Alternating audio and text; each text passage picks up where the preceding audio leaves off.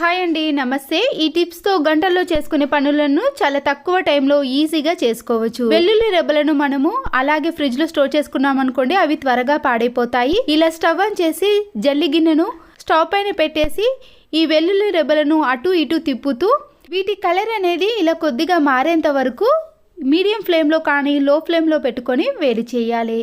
అప్పుడు దీంట్లో ఉండే తడి అనేది పూర్తిగా వెళ్ళిపోతుందండి. మనము ఫ్రిడ్జ్లో ఎన్ని రోజులు పెట్టుకున్నా కూడా పాడవకుండా ఉంటాయి.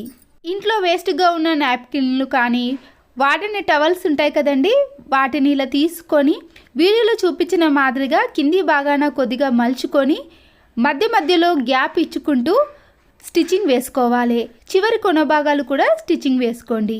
మధ్యలో కొద్దిగా గ్యాప్ ఇచ్చి మరొక దగ్గర కూడా ఇలా స్టిచ్చింగ్ అంతా కూడా ఈ టవల్ పైన వేసుకోవాలి. చూసారు కదండి, ఇలా అంతా స్టిచ్చింగ్ వేసుకున్న తర్వాత వేస్ట్గా ఉన్న పాయింట్ నాడలు కానీ లేదా ఏదైనా థ్రెడ్స్ని తీసుకొని ఈ నాడను రెండుగా మలుచుకొని మనము చివరి భాగాన స్టిచ్చింగ్ వేసిన దగ్గర ఇలా వెనుక సైడ్ పెట్టేసి అక్కడ కూడా స్టిచ్చింగ్ వేసుకోవాలి. మన ఇంట్లో ఉండే టూత్ బ్రష్లు, కోల్గేట్ పేస్టు ఇవన్నిటినీ కూడా ఇలా స్టిచ్చింగ్ వేసిన టవల్లో పెట్టేసుకోవచ్చు.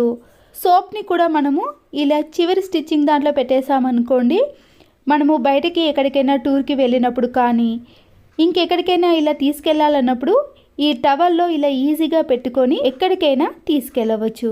ఈ టవల్ని ఇలా రౌండ్గా చుట్టేసి స్టిచ్చింగ్ వేసిన నాడను ఈ టవల్కి పెట్టేసేయాలి. ఇలా చేయడం వలన బ్రష్లు, టూత్ పేస్ట్లు, సోపు అన్నీ ఒకే దగ్గర ఉంటాయి కాబట్టి వెతకాల్సిన పని కూడా ఉండదు, టైం అనేది సేవ్ అవుతుంది. డీప్ ఫ్రిడ్జ్లో ఇలాంటి ఐస్ ప్యాక్ని మనము ఒక 2-3 డేస్ పెట్టేసామనుకోండి, ఇలా పూర్తిగా గడ్డ కడుతుంది. మన ఇంట్లో ఉండే నైఫ్ని కానీ సీజర్స్ని ఇలా షార్ప్నెస్ అనేది తగ్గిపోయినప్పుడు ఐస్ ప్యాక్ పైన ఇలా గట్టిగా రఫ్ చేసామనుకోండి, మళ్ళీ ఎప్పటి దానిలా కొత్త దానిలా షార్ప్నెస్లోకి వస్తుంది. ఆ తర్వాత మీకు ఇలా మందంగా ఉండే అట్టను కూడా కట్ చేసి చూపిస్తున్నాను చూడండి ఎంత షార్ప్నెస్లోకి వచ్చిందో. మరొక టిప్, బెల్టులను మనము ఇలా నీట్గా మడత పెట్టినా కూడా స్పేస్ అనేది చాలా ఎక్కువగా తీసుకుంటుందండి. ఇలా నిలువులో కానీ అడ్డంలో కానీ ఇలా నీట్గా మడత పెట్టి కార్డ్బోర్డ్ రోల్ ఉంటుంది కదండి, దాన్ని కొద్దిగా కట్ చేసి ఇలా బెల్ట్కి పెట్టేసామనుకోండి, స్పేస్ కూడా చాలా తక్కువగా తీసుకుంటుంది, చూడ్డానికి నీట్గా కనబడుతుంది. స్లైడింగ్ డోర్లో ఇలా డస్ట్ అనేది ఎక్కువగా ఉన్నప్పుడు వేటితో క్లీన్ చేసే ఈజీగా వస్తుంది అంటే మన ఇంట్లో ఇలాంటి స్పాంజ్ స్క్రబ్బర్ ఉంటుంది కదండి, ఇలా స్లైడింగ్ డోర్ సైజుని చూసి వెనుక సైడు ఇలా కట్ చేసుకోవాలి. ఇలా కట్ చేసుకున్న ఈ స్పాంజ్ స్క్రబ్బర్ని ఇలా స్లైడింగ్ డోర్లో ఒకేసారి పెట్టేసి క్లీన్ చేసామనుకోండి, ఈజీగా క్లీన్ అయిపోతుంది. వేస్ట్గా ఉన్న బిర్యానీ బాక్సులు ఉంటాయి కదండి, ఒక బిర్యానీ బాక్స్ని తీసుకొని దీంట్లో కొద్దిగా ఇలా రైస్ని హాఫ్ వరకు నింపేసేయాలి. ఎగ్స్ని మనము కవర్లో పెట్టి బయట పెట్టేసామనుకోండి, మన చేతి తలికి కానీ ఇంకేదైనా తగిలి కింద పడతాయి కదా, ఇలా ఎగ్ ట్రే లేనప్పుడు కానీ ఎగ్స్ అనేవి త్వరగా పాడవకుండా బయట ఎన్ని రోజులు పెట్టినా ఫ్రెష్గా ఉండాలంటే ఇలా రైస్లో పెట్టి చూడండి, చాలా నెలలైనా కూడా ఫ్రెష్గానే ఉంటాయి. సంత్ర పండు ఉంటుంది కదండి, దానిపై ఉండే తొక్కను మనము వేస్ట్ అని పడేస్తాం, కానీ దీనిని కూడా చాలా బాగా యూజ్ చేసుకోవచ్చు. ఇవి సిట్రస్ జాతికి చెందినవి కాబట్టి మనము దీంతో ఏది క్లీన్ చేసినా కూడా చాలా నీట్గా క్లీన్గా కనబడతాయి. ఇక్కడ చూసారు కదండి, అద్దంపై సోప్ మరకలు, వాటర్ మరకలు పడి ఇలా జిడ్డుగా తయారైంది. ఈ సంత్ర పొట్టుతోటే ముందుగా అద్దాన్ని ఇలా క్లీన్ చేసుకోవాలి. దాంట్లో ఉండే రసంతో అద్దంపై ఉండే మరకలు అనేవి పోతాయి.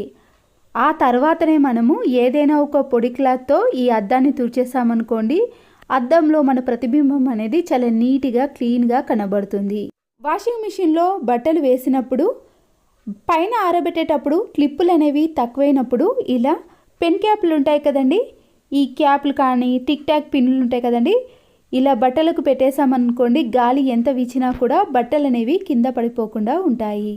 మరొక యూస్ఫుల్ టిప్, పిల్లల ల్యాప్టాప్లను కానీ ఇలాంటి కీబోర్డ్స్ని మనము లిక్విడ్లతో క్లీన్ చేసే బదులు పాడైపోయిన ఒక టూత్ బ్రష్ ఉంటుంది కదండి, దాంతో ఇలా కీబోర్డ్స్ యొక్క బటన్స్లో ఉండే డస్ట్నంతా కూడా క్లీన్ చేసుకోవాలి. ఒక బిర్యానీ బాక్స్లో కొద్దిగా విమ్ లిక్విడ్ని, వైట్ వెనిగర్ని వేసుకోవాలి. గ్యాస్ స్టవ్ని క్లీన్ చేసుకోవడానికి ఇలాంటి మెత్తటి క్లాత్ను తీసుకొని ఈ వెనిగర్ దాంట్లో నానబెట్టేసేయండి. వంట పూర్తి చేసిన తర్వాత ఈ క్లాత్ను కొద్దిగా పిండేసి ఆ తర్వాత మనం గ్యాస్ స్టవ్ని క్లీన్ చేసుకున్నాం అనుకోండి, ప్రతిసారి వాటర్తో కాకుండా ఇలా వెనిగర్తో క్లీన్ చేసుకుంటే ఈ ఘాటుకు బొద్దింకలు కానీ అలాగే గ్యాస్ స్టవ్ కూడా చాలా నీట్గా కనబడుతుంది.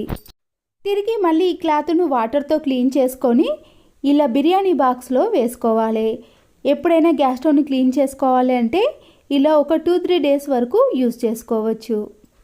పిల్లలకి లంచ్ బ్యాగ్లో టిఫిన్ బాక్స్తో పాటు స్పూన్ను కూడా పెడతామండి. లంచ్ బ్యాగ్లో ఉండే డస్ట్ అంతా కూడా ఈ స్పూన్కి అలాగే ఉండిపోతుంది. దీనికోసం మనము కొద్దిగా ఫాయిల్ పేపర్ని కట్ చేసి ఇలా స్పూన్ చుట్టూ పెట్టేసిన తర్వాత ఈ టిఫిన్ బాక్స్కి ఇలా స్పూన్ను పెట్టేసి పైన ఒక రబ్బర్ బ్యాండ్ను వేసామనుకోండి, డస్ట్ అనేది పడకుండా ఉంటుంది. స్పూన్ కూడా చాలా నీట్గా ఉంటుంది. నైట్లో కిచెన్లో సింకులో ఉండే గిన్నెలన్నీ క్లీన్ చేసిన తర్వాత ఒక నిమ్మకాయని రౌండ్గా కట్ చేసి ఇలా సింక్ హోల్లో వేయాలి. ఇలా వేయడం వలన కిచెన్లో ఉండే బొద్దింకలు కానీ ఏదైనా బ్యాడ్ స్మెల్ అనేది పూర్తిగా రాకుండా ఉంటాయి. బొద్దింకల బెడద అనేది చాలా వరకు తగ్గిపోతుంది. ఈ పండ్లు అనేవి ఇలా కొద్దిగా ఓపెన్ ఉన్నాయనుకోండి, చిన్న చిన్న నుసి పురుగులు అనేవి త్వరగా వాలి పండ్లు అనేవి పాడైపోతాయి. ఫాయిల్ పేపర్ని తీసుకొని ఇలా ఓపెన్ ఉన్న దిక్కు మనము ఫాయిల్ పేపర్ని కవర్ చేసామనుకోండి, అట్టి పండ్లు అనేవి చాలా రోజుల పాటు ఫ్రెష్గానే ఉంటాయి. మరొక యూస్ఫుల్ టిప్, ఖాళీ వాటర్ బాటిల్స్ ఉంటాయి కదండి, క్యాప్ పైన ఉన్న దాన్ని నైఫ్ని వేడి చేసి కట్ చేసుకోవాలి. ఇలా కట్ చేసుకున్న దానిని సరుకులు అనేవి కవర్లో ఉన్నప్పుడు గాలి చొరబడి త్వరగా పాడైపోతాయి. ఈ వాటర్ బాటిల్ క్యాప్ని పెట్టేసి పైన ఉన్న క్యాప్ను కూడా పెట్టేసామనుకోండి, వాటిని ఎన్ని రోజులు ఇలా కవర్లో ఉంచినా కూడా పాడవకుండా ఉంటాయి. మనకి ఇలా ఎప్పుడు కావాలంటే అప్పుడు ఈజీగా యూజ్ చేసుకోవచ్చు. మళ్ళీ క్యాప్ను పెట్టేసామనుకోండి, చాలా నీట్గా ఉంటుంది. ఇక్కడ నేను ఒక కొత్త బ్రష్ని యూజ్ చేస్తున్నానండి. పాడైపోయిన బ్రష్ కంటే ఇలా ఒక కొత్త బ్రష్ని తీసుకొని, బ్లేడ్ ఉంటుంది కదండి, ఇది 3 రూపీస్ మాత్రమే, దీంట్లో హాఫ్ని మాత్రమే తీసుకోవాలి. ఈ హాఫ్ బ్లేడును ఇలా బ్రష్ మధ్యలో పెట్టేసేయండి. గట్టిగా ఉండటానికి కొవ్వొత్తితో కానీ గ్యాస్ పై దగ్గర కానీ ఈ బ్రష్ని కొద్దిగా వేడి చేయండి. దీనివల్ల బ్రష్ అనేది ఇలా బ్లేడ్ని అలాగే గట్టిగా పట్టేస్తుందండి. దీనివల్ల బ్లేడ్ అనేది అస్సలకే బయటకి రాదండి. ఇప్పుడు మనం దీంతో కూరగాయలను కానీ కరివేపాకు, కొత్తిమీర, పుదీనా అలాంటివి చిన్న చిన్నవి ఉంటాయి కదండి, వాటిని కూడా మనము ఎంత సన్నగా అంటే అంత సన్నగా కట్ చేసుకోవచ్చు. కత్తిపీటతో కట్ చేసామనుకోండి చేతికి ఏదైనా ఇబ్బంది కలుగుతుంది, కానీ ఇలా బ్రష్ సహాయంతో మనము ఎన్ని కూరగాయలైనా ఈజీగా కట్ చేసుకోవచ్చు. అంతేకాకుండా ఈ బ్రష్ సహాయంతో పిల్లల నోట్బుక్లో చిన్న చిన్న బొమ్మలు ఉంటాయి కదండి, వాటిని కట్ చేసి కూడా మనము ఎక్కడైనా అతికించుకోవడానికి కానీ పిల్లలు ఏదైనా ప్రాజెక్ట్ వర్క్ చేసేటప్పుడు ఇలా ఈజీగా బ్రష్ సహాయంతో కట్ చేయవచ్చు.